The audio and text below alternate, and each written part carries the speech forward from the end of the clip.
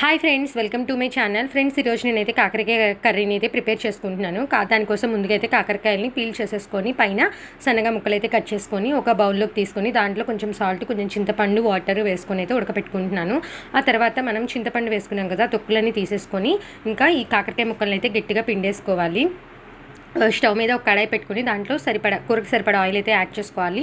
దాంట్లో సన్నగా కట్ చేసుకున్న ఆనియన్స్ వేసుకొని కొంచెం సాల్ట్ వేసుకొని అయితే ఆనియన్స్ని అయితే బాగా ఫ్రై చేసుకోవాలి. ఆ తర్వాత మనం సన్నగా కట్ చేసుకొని ఉడకపెట్టుకున్నాం కదండి, ఆ కాకరకాయ ముక్కలను కూడా యాడ్ చేసుకొని మూత పెట్టుకొని బాగా ఫ్రై అవ్వనివ్వాలి. ఆ తర్వాత ఒక మిక్సీ జార్ తీసుకొని దాంట్లో కట్ చేసుకున్న ఉల్లిపాయలు, సాల్ట్, అలాగే కొంచెం కారం, ఒక స్పూన్ జీలకర్ర, కొన్ని వెల్లుల్లిపాయలు వేసుకొని గ్రైండ్ చేసుకోవాలి. బాగా మెత్తగా అయితే గ్రైండ్ చేసుకోవాలి. ఆ తర్వాత కాకరకాయలన్నీ ఇక్కడ బాగా ఫ్రై అయిపోయిన తర్వాత మనం ఆనియన్ పేస్ట్ అనేది రెడీ చేసుకున్నాం కదండి, ఆనియన్ పేస్ట్ని కూడా దీంట్లో యాడ్ చేసుకొని బాగా దగ్గరికి వచ్చే వరకు బాగా మగ్గనివ్వాలి.